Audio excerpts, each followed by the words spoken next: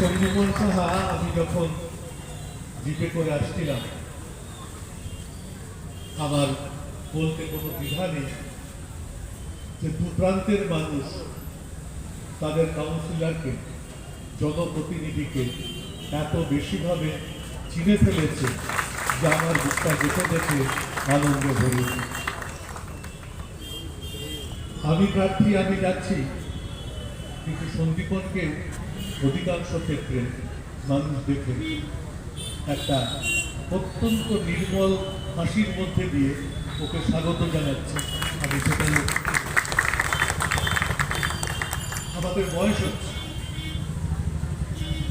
কিন্তু জানবেন ভারতবর্ষের পার্লামেন্টে যে কোনো কারণেই হোক নরেন্দ্র মোদী নামক এই ব্যক্তি কত ঘৃণ্য, কত জঘন্য, কত আক্রমণাত্মক